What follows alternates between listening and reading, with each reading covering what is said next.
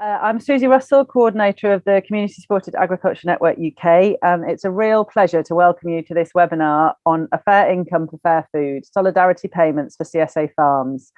It's lovely to welcome Elske Hageraats. She's a peasant farmer, activist for food sovereignty, writer and teacher. And after she graduated from university, she decided to become an agroecological peasant farmer. She had noticed that since the 1950s, in the Netherlands, they were losing on average 14 farms every day. And that was mostly because of the challenge of earning a decent wage. For people who were already farming were stopping, and people who were looking at farming as an option didn't want to start because they didn't know that they were going to be able to make a living. So she spent quite a lot of time visiting farmers across the Netherlands and abroad and listening to their stories and trying to find solutions to how to earn a fair income from farming. She collected all these ideas together in the book Fair Wage that she published in 2021. And then she went on to develop a new method of payment in farming, which she called the solidarity payment. And that's what she's going to talk to us about tonight. This webinar is a partnership between the CSA Network UK, the Seed Sovereignty Programme run by the Gaia Foundation and the Organic Growers Alliance, and forms part of a webinar series funded by Farming the Future, to whom we're very grateful. The programme focuses on practical teaching and farmer-to-farmer knowledge exchanges from farmers and growers around the UK. The series is designed to increase knowledge exchange and learning on both the politics and practice of agroecology, seed sovereignty and food sovereignty. If you'd like to be involved in running a webinar, or there's a theme or practice you would like to know more about, or have a specific topic you'd like to present on, please get in touch with us at csanetworkuk@gmail.com. So without further ado, I will hand over to Elske. Thanks, Elske. Welcome, everyone. It's really nice to meet you. I think a lot of you are also farmers, if I understood correctly. So it's really nice to get in contact with fellow colleagues always. I will share a little bit about the story that was already told of finding a fair income for farmers. So I studied in the Netherlands in Wageningen University, biology and rural sociology. And when I was done with that, one of the things you could do is to advise farmers on how to grow better food or all these things, but I had actually zero practical experience. So I found that weird. I really missed the gap. There was a big gap between theory and practice, and therefore I chose to do a practical education. In Dutch we say MBO, really to become an organic farmer. First, that was also very from an ideological point of view, because I thought it was important to work more on food sovereignty and agroecology and restoring the soil and all these things. But meanwhile, I found it very wonderful to work in the farm, and I thought I don't want to go back to an office anymore. So I became a farmer, and I did my internship at a garden called Ommuurde Tuin. I'll speak about that more. Later on I could start there as a freelancer. So then I was working there for 7.5 years in total. Unfortunately, last March I had a surgery on my shoulder and I had to quit. So right now I focus more on teaching, and also I want to dive more into writing again, stories for fair income. So I'm also very happy now to share this story with you all, and I hope it can help you and you can get inspired by it. By the way, before I forget to mention, if you want to get in contact, if you have any ideas, or if you want to ask some questions, you can always send me an email. And my email is here at the bottom. And I also have a website called eerlijkloon.eu. It's right now still in English, in the Netherlands, in Dutch, but I want to make sure that it gets into more languages. So hopefully next year it will be translated also. All right. I will first show you a little bit the farm where I worked for 7.5 years and where I started with a solidarity payment. I put some nice pictures so you just get an idea. So the Ommuurde Tuin, this is a nice picture from above. It's a CSA of 1 hectare, and we have 90 veggie boxes. So it's not pick your own, but people get a box, and they pay in the beginning of the year, and then they become a member, actually an owner of a part of the harvest. And they can collect this harvest every week in a veggie box. So we decide, actually nature decide what needs to be harvested. We harvest it, we wash it, we weigh it, we put it in a bag, and people can pick it up either at the farm or at a city close by at pickup points. We are extremely biodiverse. We have over 400 varieties of veggies, mainly veggies, and also herbs and fruit, but it's mostly vegetables that we produce. Well, this is how it looks like from a human perspective. So yeah, it's a lot of different varieties. You can see over here on the left, this is our bokashi compost heap. So that is, it's a technique kind of from Japan, where it's a kind of fermentation instead of composting. But it's really nice. It saves a lot of back pain because you don't have to turn over your compost heap all the time. You can just put it under plastic, and then without oxygen, it does its job. And then at the end of the year, we can open it up and put it on the land again. It works really well. It's also vegan agriculture, so we don't use any animal manure. We only use plant-based fertilizer, so to say. Not because I am against animal manure, but simply because we want to have nutrient cycles as close as possible. So therefore, we since we don't have animals on our farm, because we don't live there, that's why we use everything plant-based. And now all of a sudden it's very fashionable and it's called vegan farming. So we are very fashionable at the moment. We do spend a lot of time and attention to the soil, probably like I guess most of you do. So we're working a lot with green manure, and in winter we are the owner of the garden and me. We are teaching a course called Agroecology in Practice, where we really train people to start their own farm, because we really see it as a movement that we really need to have more organic or agroecological food production in the Netherlands. And in order to do so, we really want to train people. And luckily, there are a lot of people interested. So that's cool. We have 40 participants a year. And here you see us digging a hole. So they're going to see how big is the humus layer. I think that's English also. Like the black, beautiful black fertile topsoil. And it's quite a lot, because we started with practically nothing 21 years ago. And the owner gives a lot of attention to the soil, and we build it up like that. Well, this is another picture from the garden. Lots of varieties, lots of colors, really beautiful. And you can understand why I prefer to be here instead of in an office. So I'm really glad that I've been working and learning so much here on the land. Well, when this is ready, then we harvest it, and then we bring it to the front of the garden. And you see me here. This is in winter time. We're washing the veggies, and we have an intern. This is Ivy. She's from Ghana, and she's learning also here all about CSA and agroecology. And then we have a lot of students from Wageningen University, for example, who come and learn in practice to how it works with food sovereignty, with agroecology, organic food production, but also the concept of CSA, which is already there for quite a while, but some countries really don't know it at all yet. And that also really made me think like I want to write more about this, because it's a really beautiful way to find solutions and get a better income and work on food production together as a community. So I also am now working on that and writing on that, so I can also spread the message of community-supported agriculture in other countries.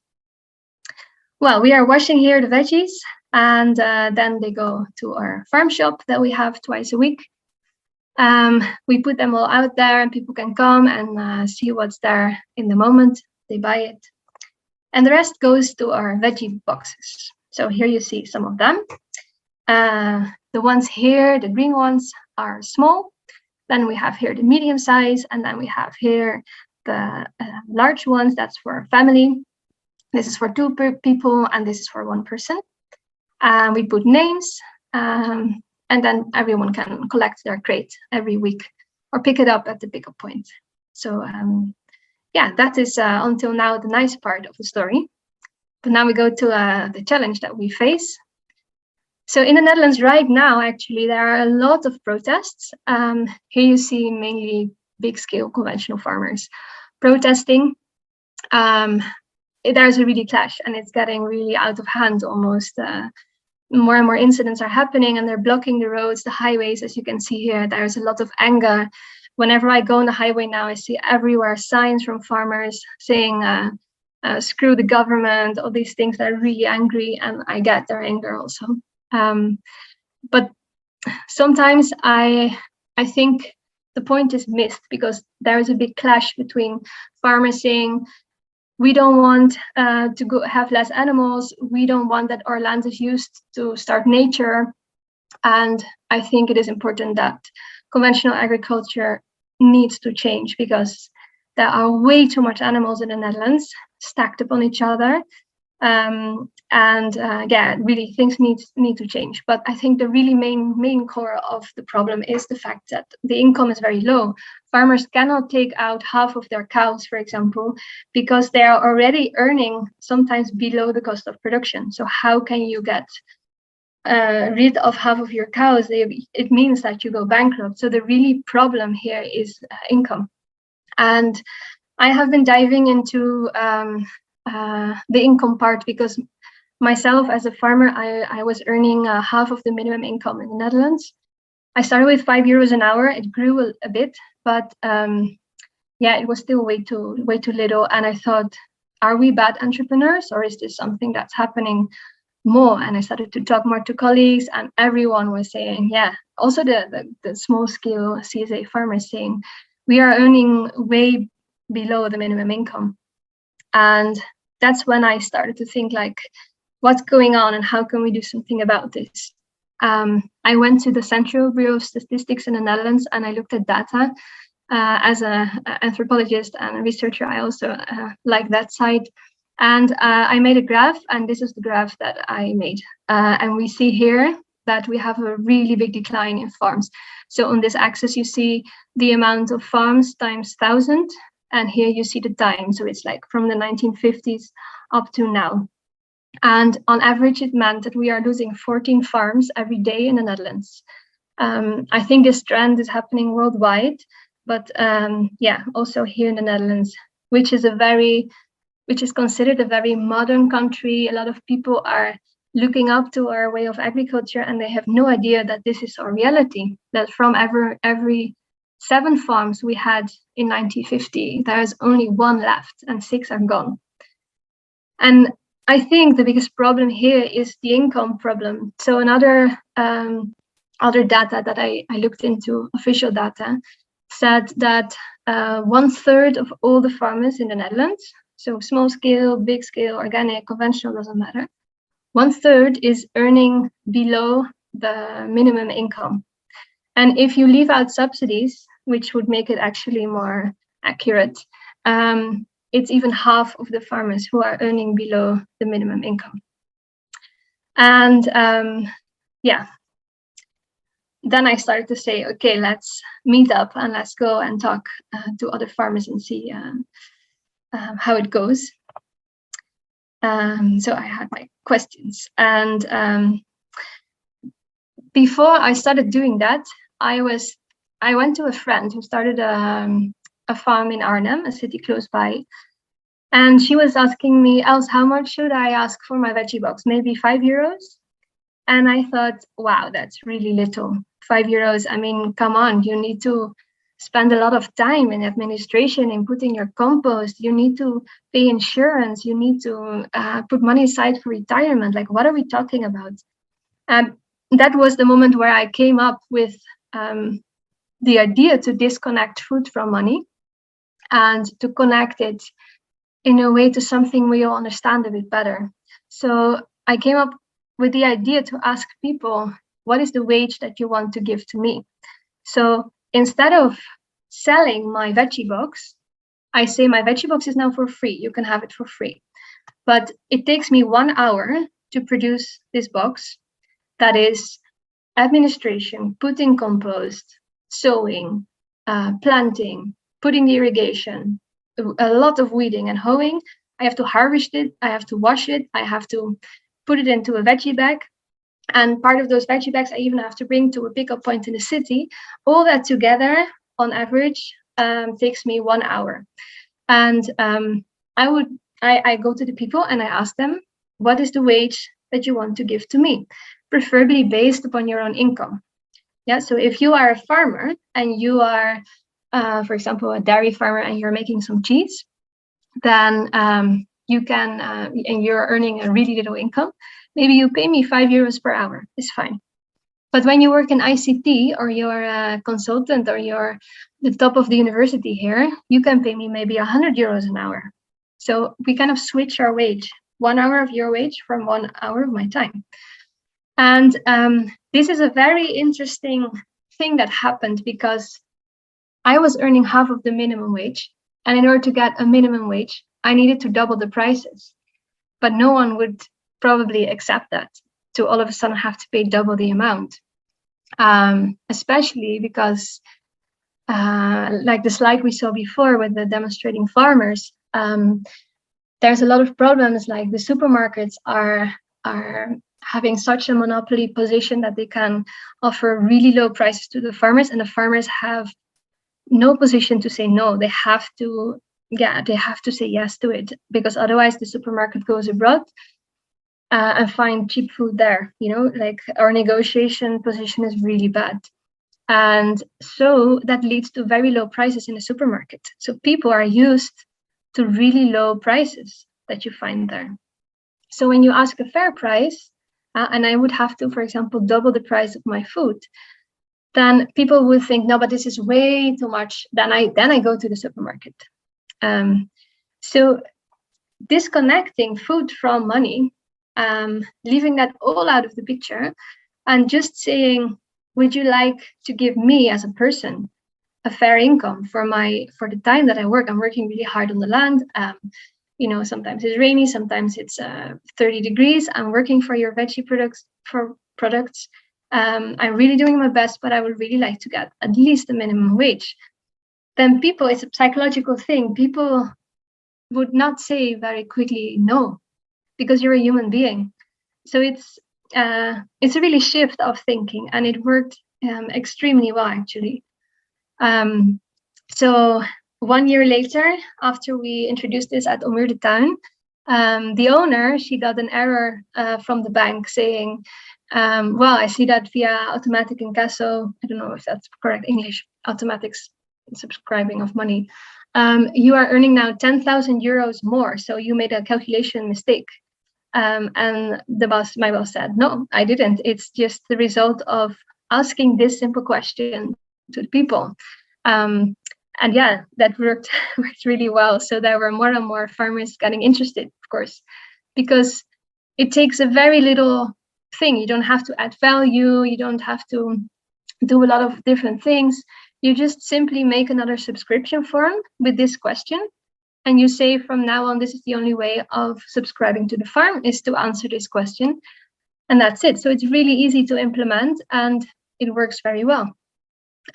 So yeah, more and more farmers were getting interested, and they started to introduce it. So to go a little bit more into it, the solidarity payment, I called it solidarity because it is in solidarity with the producer, because I hope that I will get at least a minimum income, preferably a bit more even. It's in solidarity with the people, with my members from the garden, because everyone can have access to my food. And that's a thing I find extremely important, because healthy food is a human right. And so if we are going to produce food that is really expensive, then we leave out a lot of people, including myself. I wouldn't be able to pay for my own veggie box then, which is of course strange. So I want everyone to have access to food, whether you have a really enormous income or you have a really shitty income. Everyone deserves food. I think that's a principle of food sovereignty as well. So it's in solidarity with future generations, because my farm, the farm where I work, can now continue.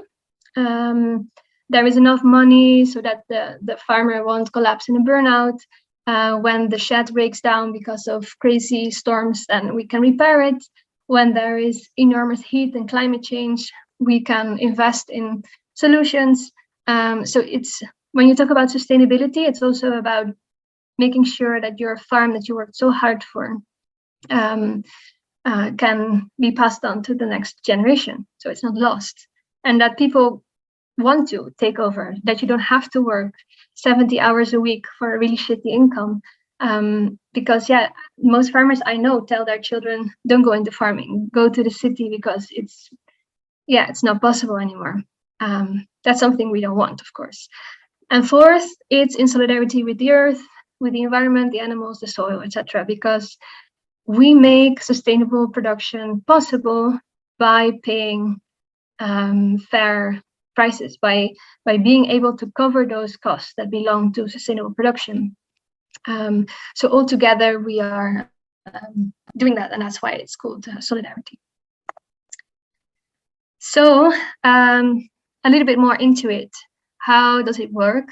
So I asked you already that I'm looking at my working hours.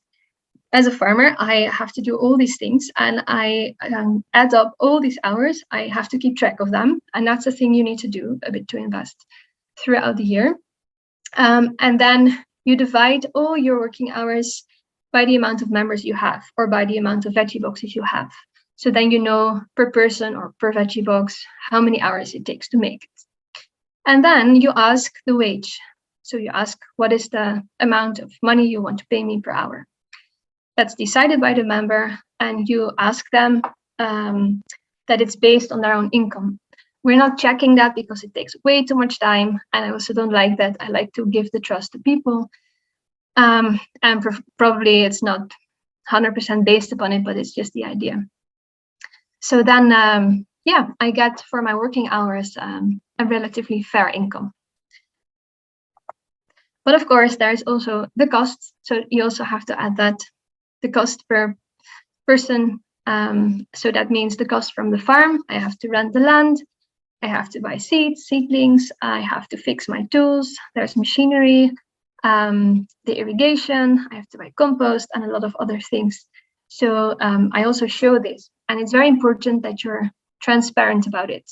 So you give a nice overview of all the things that you have, and then what it costs. And even if there is something like you have land, and for now it's you have it for free, for example, still it's important that you put it there and you put a 0, so that when all of a sudden the person who owns the land says, now I want you to pay a higher price, or I want you to pay all of a sudden 1,000 euros for it, then you can see it already as in the list, so people understand better where it comes from. And right now we see that people are much more understandable now that a lot of prices are increasing because of the war and the whole situation. They simply see, of course, transport costs go up. So we can see that now in the nice overview of the cost. So people understand it much more, and then they're much more willing to pay a bit more for it. That was the cost of the farm. There's also the cost of the farmer, so the person who's working there, because we need insurance. We need retirement, put money aside for retirement. We have holiday money, like everyone else in the Netherlands, so we should also ask that, why not? And last, there is insurance. In the Netherlands, we have this bread fund that's really nice, affordable solidarity insurance, kind of.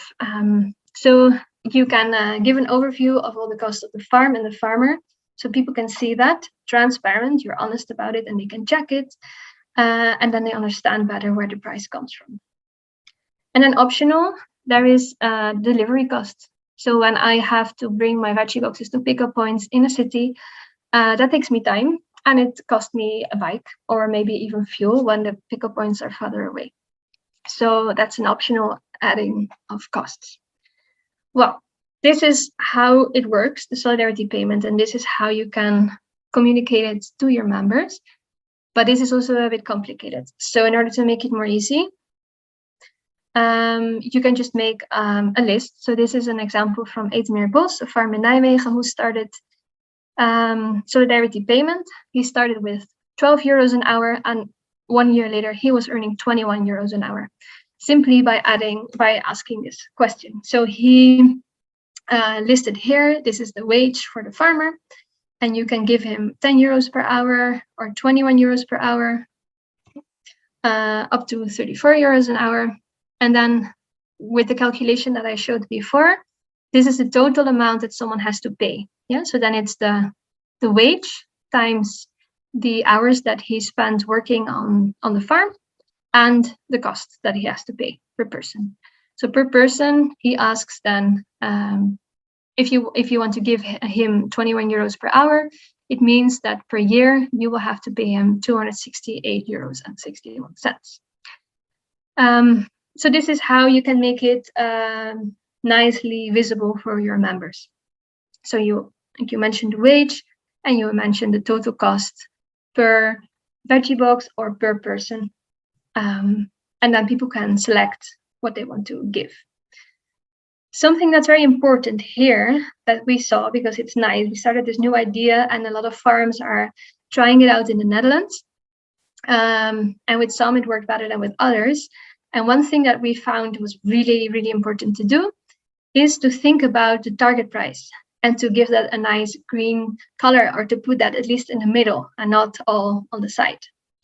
So the farmer of Eetmeerbos, he put 21 euros in the middle. And we have been looking a lot with economic advisors. We have been making calculations that probably, because it doesn't exist, but probably this is the modal wage per hour in the Netherlands.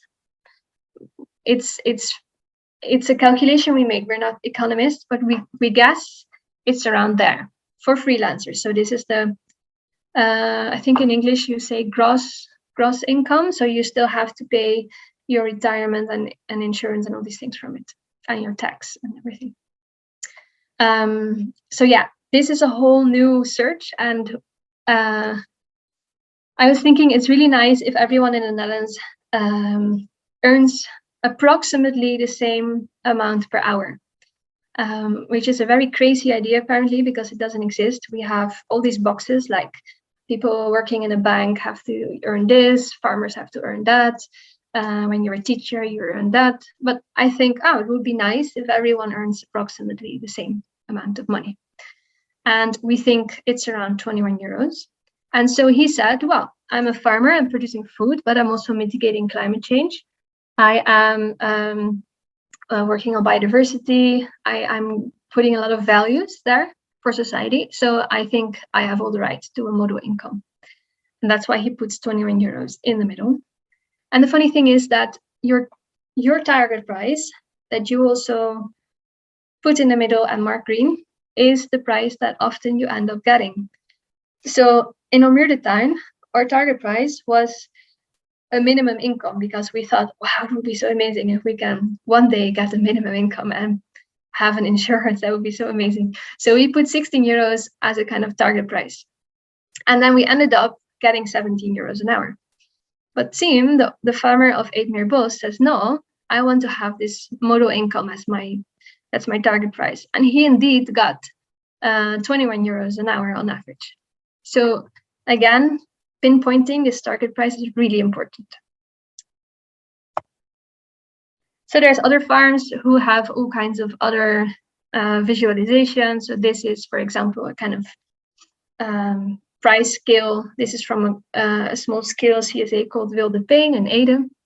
And they show here again, this is the wage for the farmer.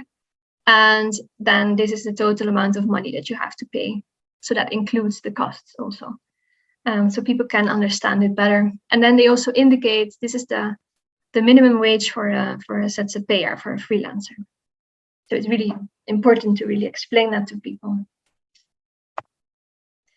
This is a really nice schedule made by Stadsgroenteboeren in Amsterdam. So it's in English also.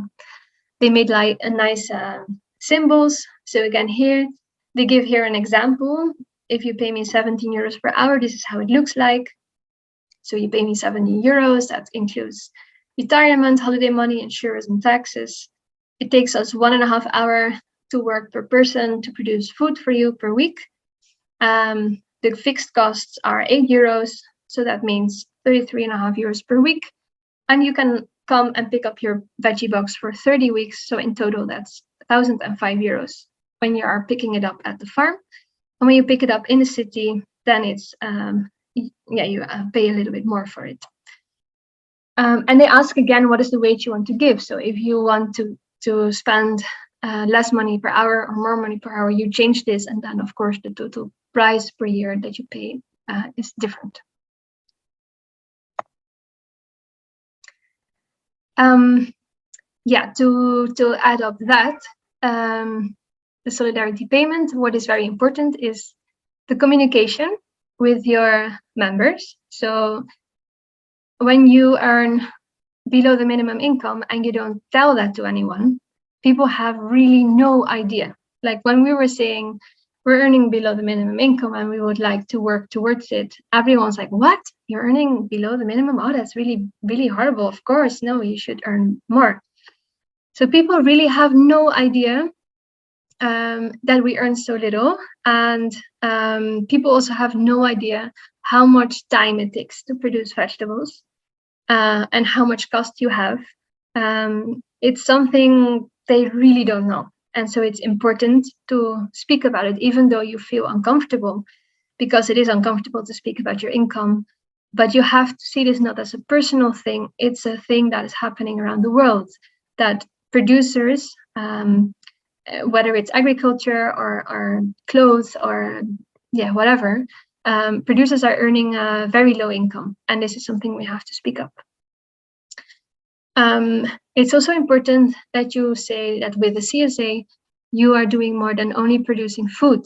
So that is the whole big difference between arable farms, for example, where you have 30 hectares of a monoculture of beetroots, for example, as we see here in the Netherlands. As a CSA, you're not only producing food, you are also working on biodiversity, you are building up the soil, you're mitigating climate change, you are keeping alive all kinds of old varieties of vegetables. You are sometimes providing a place where people can come with, for example, a burnout or a trauma, or when they lose someone, or refugees who want to learn to speak the language. It's much more. It's a whole community thing with so much more values, and it's good to mention this to your members, so they feel proud that they are part of this initiative that is much more than only food production. So the third thing that's really important, that turned out really important because we have been monitoring different farms who started solidarity payment, turned out to be that you have to be really transparent about your hours and about your costs. And you can do that by, for example, making a PDF where you give an overview of the hours you work and all the costs you have. So people can always have a look where it comes from, and they understand more the value and understand more why they have to pay that amount of money.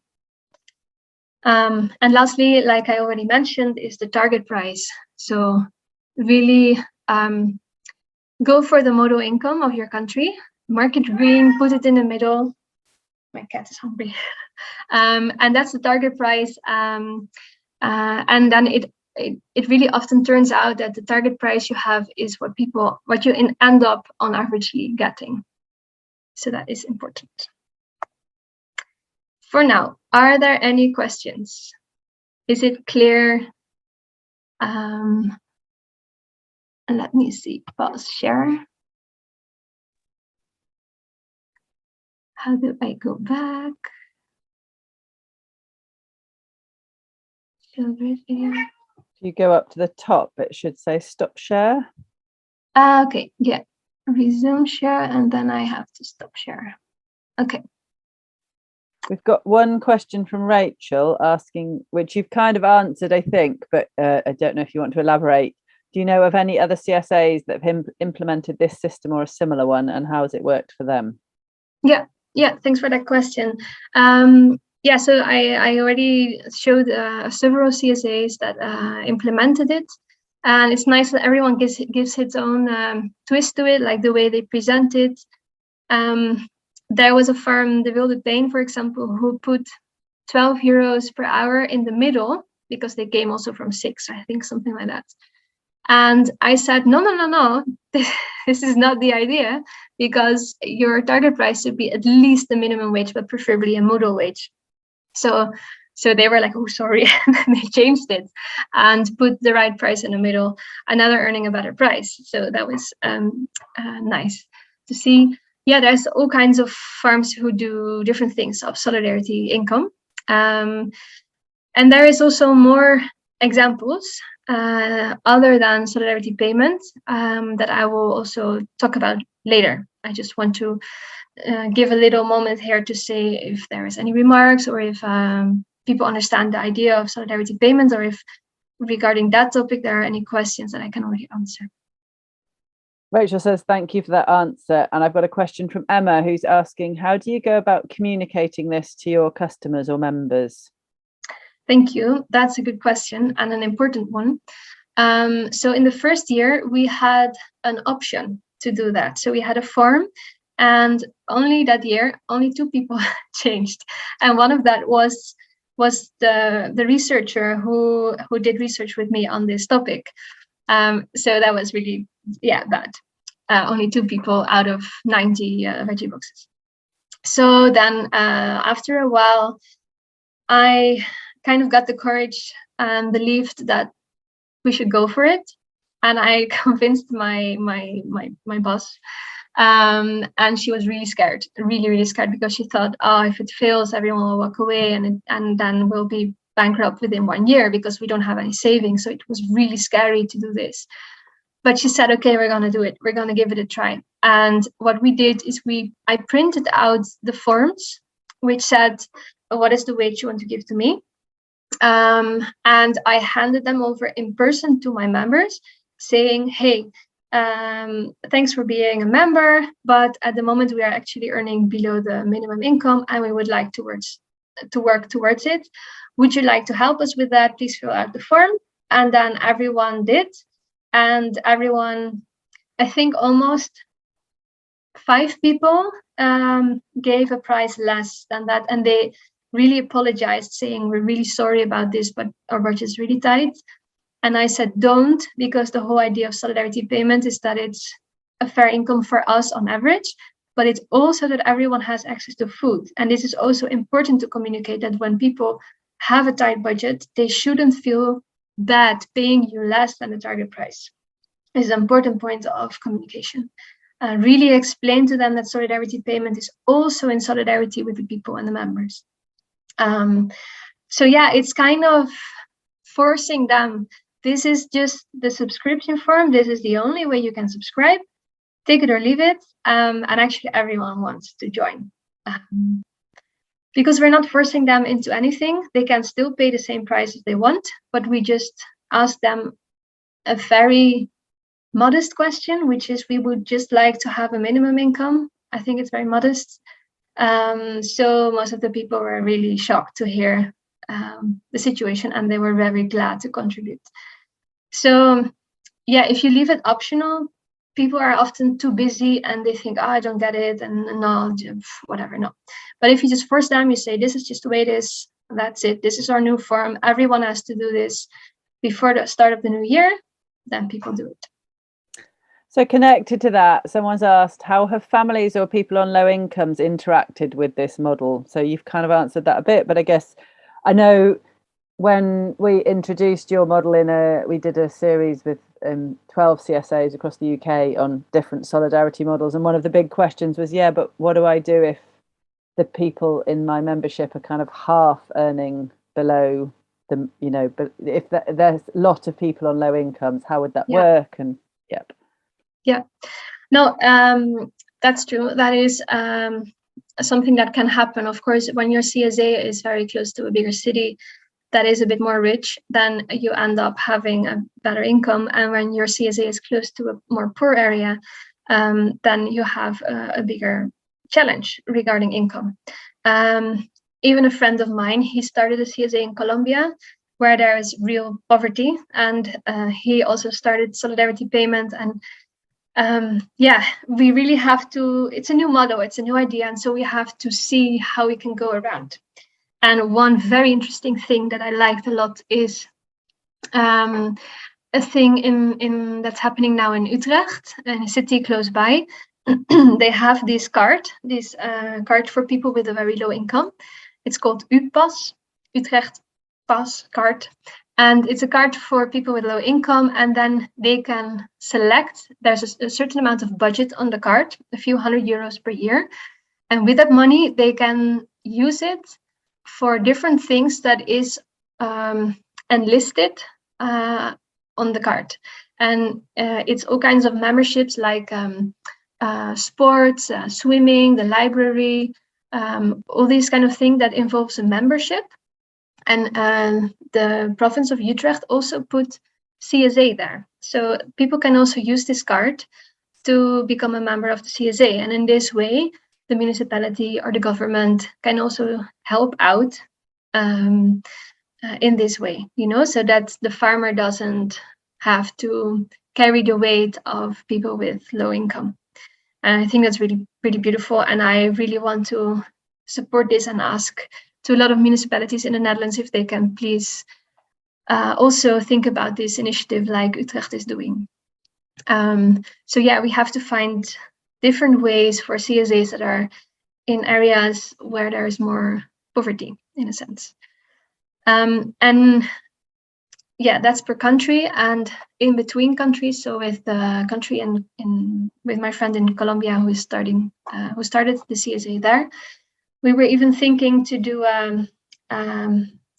solidarity between CSAs, that we rethink the idea of community, we make it much broader. So for example, people who have a membership in the farm where I work, they can take an extra membership, and that money goes to a poor family in Colombia, so that they can have access to a veggie box there. So we can even think about a very big scale.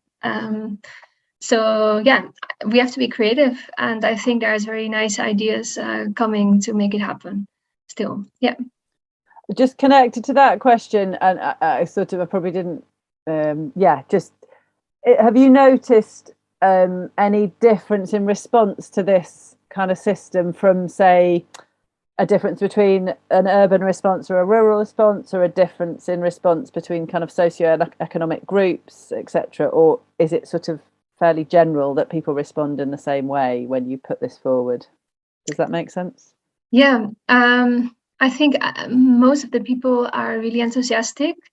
And in general, we see that people with a lower income tend to want to spend more money than people with a higher income. So people with a lower income want to pay their income or even a bit more.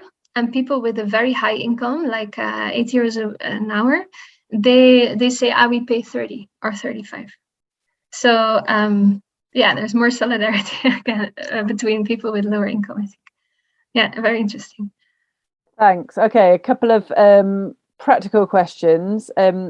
How do you track your hours? Do you have some kind of app or table?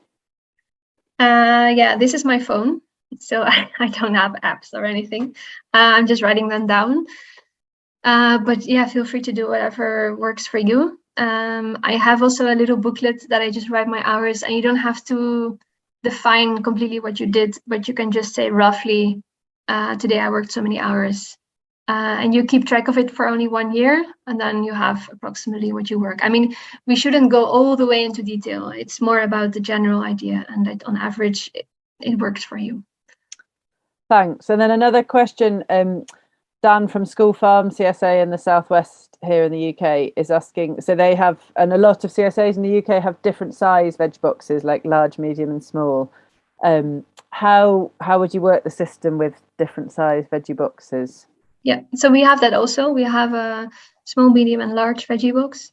And basically there's two things you can do. I think the easiest one is to say a small veggie box is for one person, a medium one is for two, and for example, a large one is for 4. And then you simply just add up all the people. So you know how much one person veggie bag is times 1, the 2-person veggie bags is times 2, etc. So you know in total how much people you have. And then you can calculate your hours, all the hours you add up, and you divide them by all the members, the total amount of members. All the costs, you add them up and you divide them by the total amount of members. That's one way. Another way is to say, okay, I keep my hours and then I kind of guess if like a one person veggie bag will cost me half an hour, and then a 2-person will cost me 1 hour, and a large veggie box cost me then 2 hours. But I think the easiest is to just add up all the people and divide by all the people, and then you can calculate it in that sense. Does that make sense? Is it clear? I think it does to me. Dan, if it doesn't to you, put something else in the Q&A. And meanwhile, there's a question from Ronan asking how it might work for a startup CSA. Like, would you just go for it and announce it? How would you do it? Yeah, go for it and announce it. Really, it is hard to change prices. So it's best to immediately go for it. And also, like, there are a couple of CSAs that started last year, and they started with solidarity payment also, or a kind of system like that. And they were doubting, like, but in the first year, we still don't know so well how to do it. And maybe the harvest will be not so good because the soil is not so good. And I said, yeah, but you still have your cost and you still have your hours. And that's just part of the beginning. The first year will probably not be an amazing harvest compared to 10 years later, when your soil is beautiful and you have a beautiful balance in biodiversity. But it's okay, because it's not your farm, it's a community supported agriculture. So that part, the people become owner of a part of the harvest. And if the part of the harvest in the beginning is a little bit less, then yeah, that's what it is. And the two guys, for example, from Gelukkige Groentes, that sounds probably very funny in Dutch, but they are in Nijmegen and they started up. And in the beginning, they had bad luck because the weather was very cold in the spring, and they had compost that wasn't of very good quality. And so the start of the year was a really bad harvest. There was almost nothing to harvest when they opened up. And there was not one single shareholder complaining about it. They were all like, it's really nice. You start this here in my neighborhood, and now I can have a CSA and I'm a member, and it's so amazing. Thank you so much for starting this and doing this. So don't worry about that too much. But communicate it. Be transparent about your hours, your cost, but also about this. Like, hey guys, the first year, it will probably be more challenging. We have to get to understand our soil and the climate and how it works. And we have to build up our soil together. So know that in the beginning, it might be a little bit less, but thanks a lot for supporting so we can start this initiative. I would really go for it. Thanks.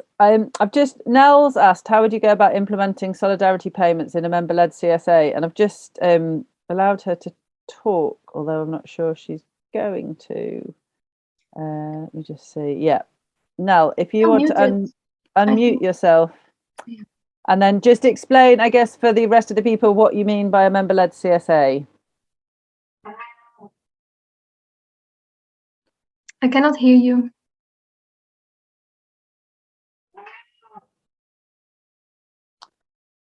We're struggling to hear you, Nell. Could you maybe retype your question with a little bit more detail?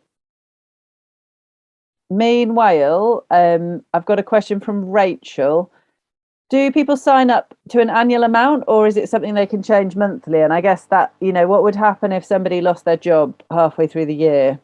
Yeah, so I think it's really important with CSA in the Netherlands that we really stimulate everyone who calls themselves a CSA, that people have to pay up front, because I always say I cannot pause my lettuce, it just grows. I have to make my orders in the beginning of the year. I have a lot of costs in the beginning of the year, and that's it. The only exception we make is when you move to another place, or when, for example, something terrible happens, like, I don't know, a partner dies or someone gets really ill. Of course, then you can, because you know your members, and then you can speak about it. But if someone says in the middle of the year, yeah, I just don't like it too much, so I quit, that's not an option. And another thing that's really interesting is that in the past, people could pause their veggie bag kind of when they would go on holiday. And then we said, no, you can't do that anymore because we cannot pause our lettuce. So that's not an option.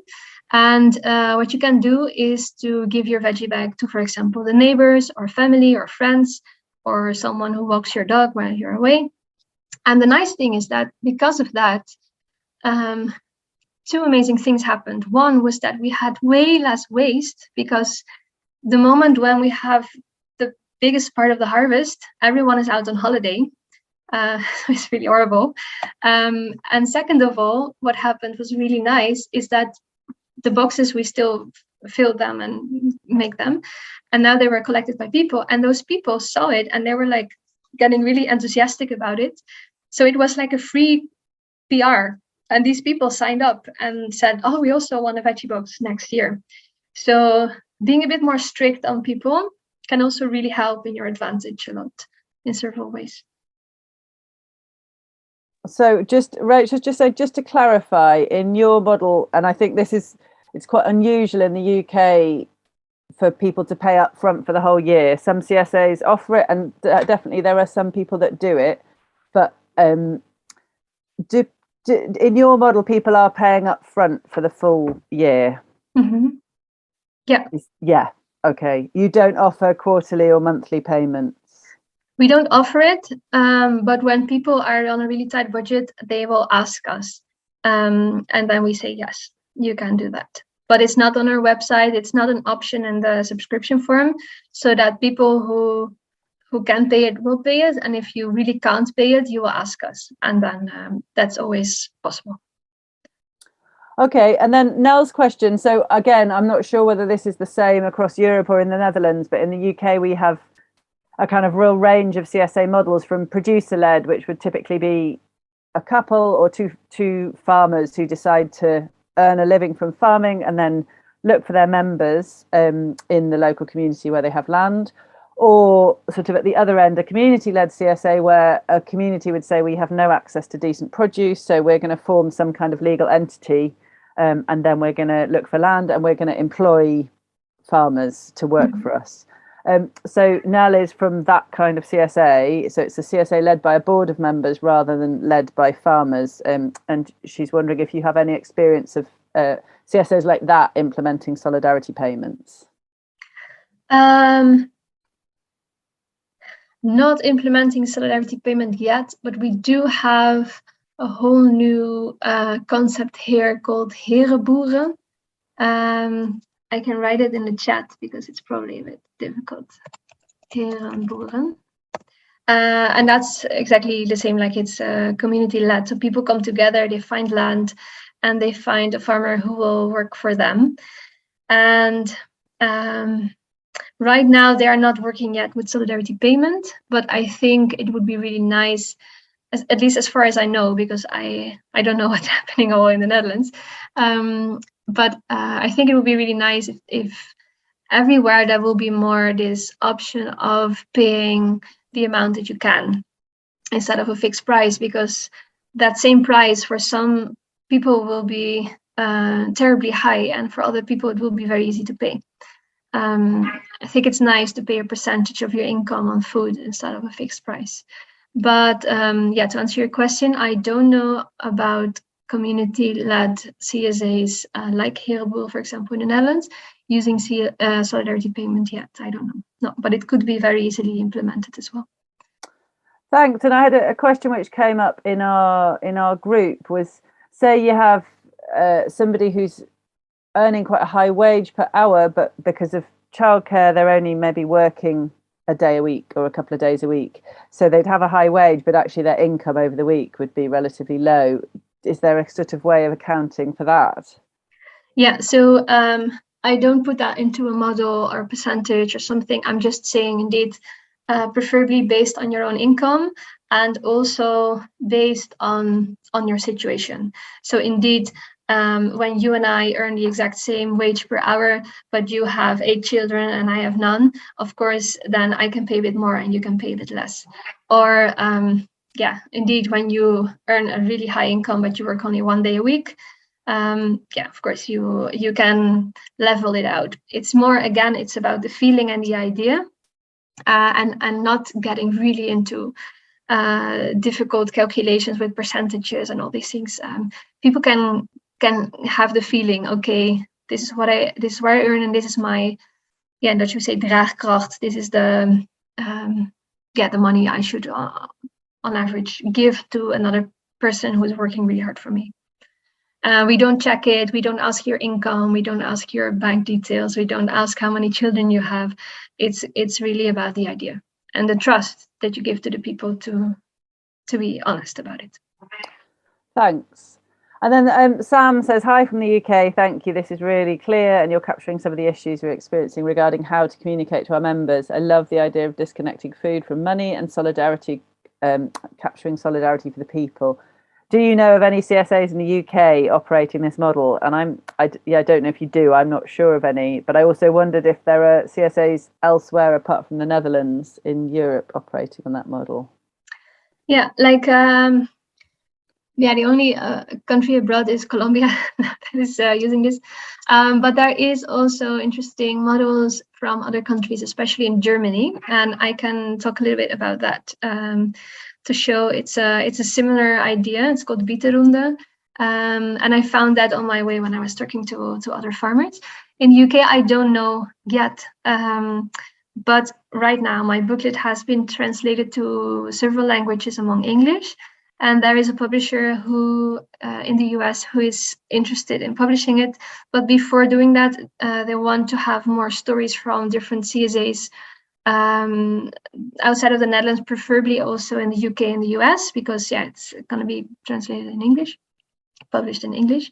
So when you do hear of any nice examples, I would really be interested in it. And I actually, because I cannot work now anyways physically with my arm, my idea is to travel around in the coming month to some other countries and speak to farmers who have interesting ideas about this, to add that to the booklet. So if you have any idea, if you feel like it's nice, I would like to invite you and share a story, then I would be very happy to get in contact. Thanks, Elske. So that's the end of the questions. I guess I did want to, I can just add, there are some CSAs, I'm not sure which Sam it is, but there is a CSA run by a Sam and a Judith and a Christy who are operating a model where, and there are a couple of CSAs doing this where they ask you to sort of define your income bracket, and then you pay a higher income, middle income, lower income, or unwaged price. So unwaged is free, low income is, I think, cost price, and then middle and higher income have a bit on top, which then subsidizes the other boxes. But it's quite new, and I'm not sure either of the CSAs I know of operating that model kind of know how it's coming out financially yet, but it'd be really interesting to get your input. Yeah. But yeah, that's the end of the questions for now. So we've got about 25 minutes. Yeah. I will continue a bit with a few examples that I found. I hope you're not overwhelmed. And let me see. All right. Maybe I can make this a bit smaller. All right. So I started this idea of solidarity payment in the farm where I worked, and it was getting quite a big success, and more farms in the Netherlands were going to start it. And actually also companies that were not farms. So there was, for example, a coffee bar who wanted to do things with solidarity payment, and there was someone who was making furniture. And she said, yeah, like everyone is used to very cheap IKEA things, and I cannot produce for that. So she also started to work more with explaining the value of the product she made with solidarity payment. So it's not only, it started in agriculture, but of course it can grow towards many different kinds of businesses. Okay, here you see me going to one of the biggest CSAs in Europe, I think. It's the Kattendorfer Hof in the north of Germany, with many hectares, and they have their own shops. And it's really really nice. And in Germany, I learned about a really interesting concept that actually looks very much like solidarity payment. And it's called Bieterunde. In Germany, CSAs are called Solavi. That stands for Solidarische Landwirtschaft, so solidarity agriculture kind of. And what most of those Solavis are doing is a Bieterunde, so a bidding round. And that goes as follows. So the farmer, most of the time that's happening in winter when you have more time. The farmer brings all the people together on the farm, and then he presents all the costs. And all the costs are from the farm, which I already mentioned, like seeds, seedlings, compost, etc. And from the farmer. So he says, I'm working so many hours per year. And I want a decent wage. So here in the Bieterunde, the farmer already decides on the wage that he wants to earn per hour. So that's for sure more than the minimum income. Then next thing that is presented is then the average costs per person. So he divides or she divides all the costs by the amount of people, and then you know the average cost per person. And the third round is then the bidding round. So people know the target price. They know the average cost per person that they have to pay so that the farmer can do his work and produce food in the coming season for all the people. So everyone has to put a bid, write down the amount that is close to the average cost. So again, when you're earning little income, when you're tight budget, you can pay a bit less. When you have more to spend, you can be a bit above the average cost per person. And then the fourth thing is what they do is then everyone put their bid, they add it all up and they check, is the total amount reached that is needed in order to produce food for this coming season? If not, they go back to step 3 and they say, sorry guys, you have to make your bid higher because there's not enough money, so I cannot farm.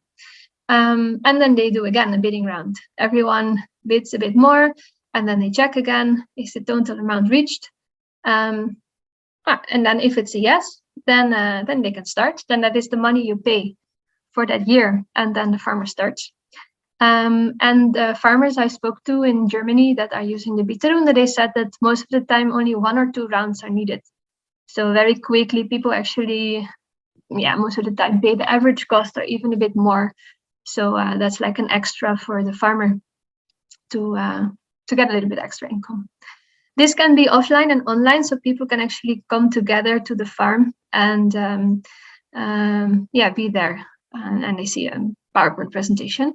But it can also be done online. Then you just send all the costs and the average costs online, and then people can send back either via email or in a Google form. Very simple. They can put their amount they want to pay, and then they can check it. So there's different ways, also corona proof to do this Bieterunde. And I think I really love this concept because as a farmer, he already puts his income, and it's really like, I don't know, it feels like you're not begging, like, please pay me something fair, but it's like, this is it. And if the money is not reached, I'm not going to start. Take it or leave it. So it kind of gives a bit more respect to yourself as a farmer. And I really like that. So I think it's a really nice way as well. Some other things I came across that I guess you're familiar with is a price scale that farmers are using. So then again, they put a green dot, and the green dot means that the costs are covered and the farmer earns a minimum income. I personally don't like it that they put this green dot there, because I think we should earn more than the minimum income, because we are adding so much value to society that we should really be more proud of ourselves than begging for a minimum income, which is something I was also for a long time doing. And then now finally I saw how ridiculous that was, and we really need to stand up for ourselves a bit more. That's really important. Another thing they then do is when you pick it up in the city, they higher the price. So then you add it. So this is a price scale example that a lot of farms also use to make it to show that the price is not fixed, but everyone keeps access to food, no matter your income and budget. Then all kinds of other ideas that I found interesting, and it's really nice to add it to your company. First one is adoption. So you can adopt all kinds of things like chickens and fruit trees and nut trees and compost heaps and all kinds of stuff. For example, adopting a chicken, then you pay for a certain amount of money. And then the cost of the chicken is covered. So that's buying the chicken and giving the food and the fences and stuff like that. And then you can get free eggs throughout the season. And in the end, when the chicken is not producing enough eggs anymore, you can either take it home or alive, or you can take it as a soup chicken. I don't know how you say that in English. That you make a soup from, that because the meat isn't very soft anymore. You can adopt fruit trees.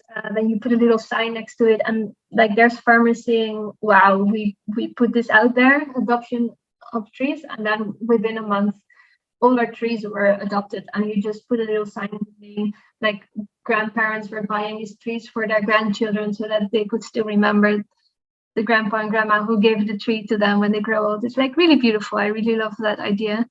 And so it works really well. The second idea that I liked a lot is CO2 compensation. So when people go on holiday and they want to compensate their CO2 because they fly, for example, there are all kinds of CO2 compensation projects that are quite horrible. Like I know that you can, for example, give money and then this company goes to Africa, and you hear a lot of stories that the government then takes the money and say, okay, we will plant trees, and then the land that they use for planting trees actually has people living there, and they are kicked out, and there is a fence around it, and the people are just kicked out of their own land, and then they plant trees, and the trees are not maintained well, so they all die.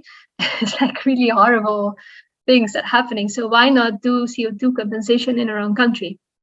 And that can very well be if you want to, for example, start a food forest, or you want to plant whatever tree, that people can pay for it, and they can compensate their CO2 because the tree will put carbon into its body and in the soil.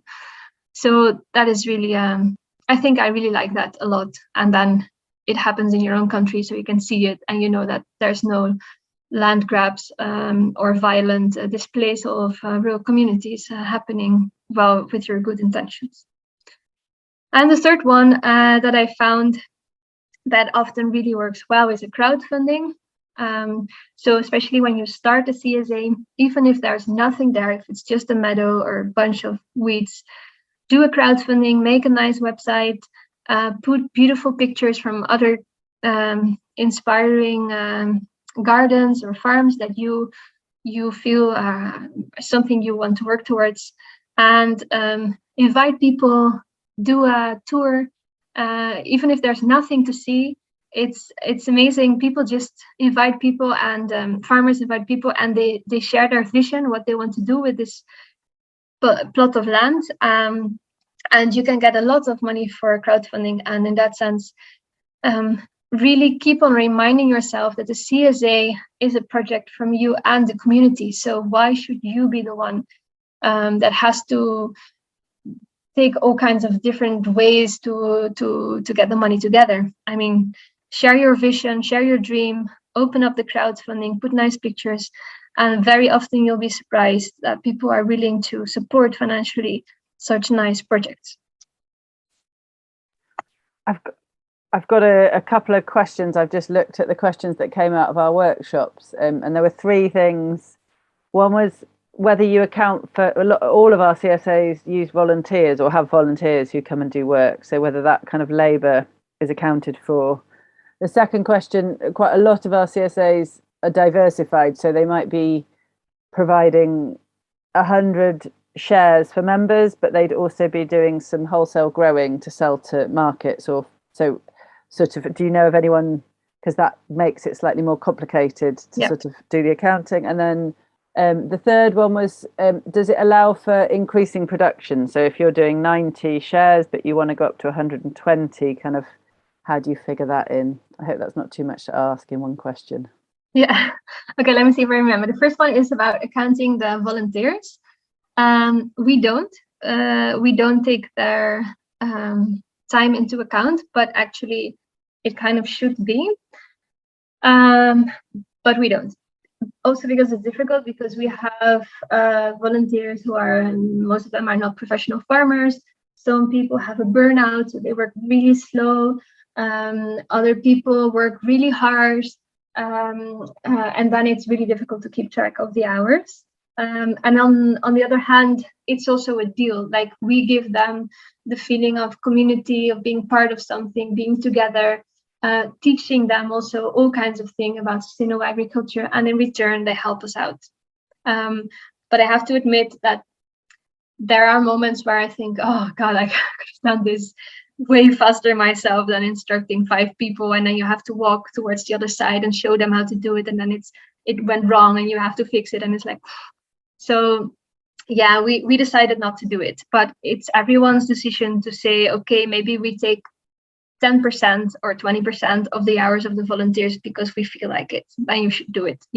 I mean, it's not a fixed thing, and I won't get really mad at you if you change it. I mean, just do what you feel feels good.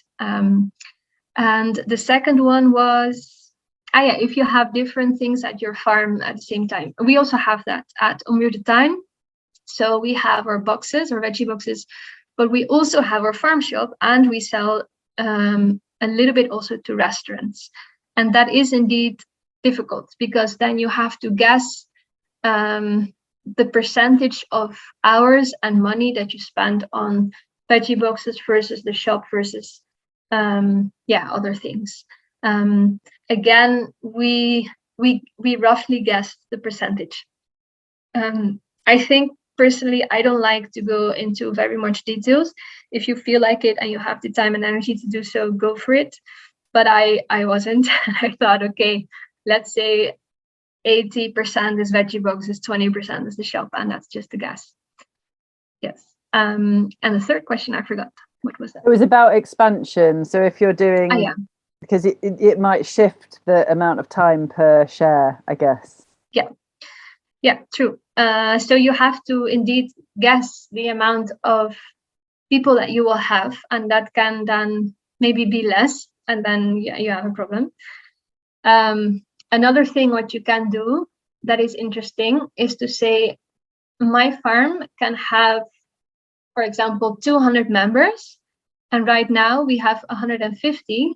So if I divide all my hours and costs, it's a bit higher. But if you all help me looking for new shareholders, and we have 200 people, we can divide the cost over more people, so it will be lower for everyone. And so then you stimulate people to help searching for more members, which is a very interesting thing as well. But yeah, it's true. It depends on the amount of people, and sometimes you can grow, sometimes you have more cancellations or more people come, and yeah, true. Thanks, Elske. So we've got offers from Rachel at Stroud CSA and Dan at School Farm, so relatively near each other in the southwest, both of whom are thinking about already trying to implement the model and would be really happy to have you come and visit. So I'll put you in touch with both of them. And there's also some other models that people have tried out that I'll share with you. But nice. Yeah, we've got about 8 minutes left, so if anyone has any more questions, please put them in the Q&A. Meanwhile, I will take the opportunity to say that there is a really nice documentary in English based on the booklet, and it's called Valuing the Work of Farmers. If you put that in YouTube, you will find it. And I think it's really nice to see it. And also, if you think about implementing something with getting a fair price, share the video with your shareholders so they can get a feeling about it, what's going on. I think showing a documentary is a really nice way to open up the discussion. Valuing the Work of Farmers, it's called. Okay, I can't see any more questions. I just, before the end, and before coming back to say so much thanks to Elske, there's been you've really inspired people. But I wanted to say that the next webinar in this series is the grain chain. So it's arable crops in market gardens. It's on Wednesday, the 31st of August at the same time, 7 to 8:30 p.m. And I've just put the link to that webinar in the chat if you would like to book on. But yeah, it's been amazing. Thank you, Elske. Really enjoyed it, and great to hear how it works and that it's working across different farms in the Netherlands. I wondered whether any larger farms had sort of approached you interested. We've had a few larger farms recently approach us interested in CSA in general, and I just wondered if that was also happening in the Netherlands or particularly around this model. Yes, around the model also, but it is more challenging. But the whole CSA concept, for sure, more and more interest is coming also from really big arable farmers, for example, who are so sick of the low prices they get from the supermarket. And they say, is there a way we can go around it? And the nice thing is that I found some examples of really huge CSAs. The one was the Kattendorferhof in Germany. And I went some months ago to a very big CSA farm in Switzerland, which was already existing for 40 years. And personally, for me, it was way too big. Like I was like, whoa, I was overwhelmed. They had 1,000 veggie boxes a week. That's the scale they were at. But to arable farmers who come from this big scale thinking, they really like these stories. So I also really want to document more CSAs that are also almost industrial, because they still work, of course, organic, agricultural as much as possible. And these stories appeal more to farmers who come from big size conventional. So I think those stories are also really important to share so that conventional farmers can start earning a better income, and then on condition, of course, that they go towards more sustainable production. If their shareholders want that, but most of them do. Yes.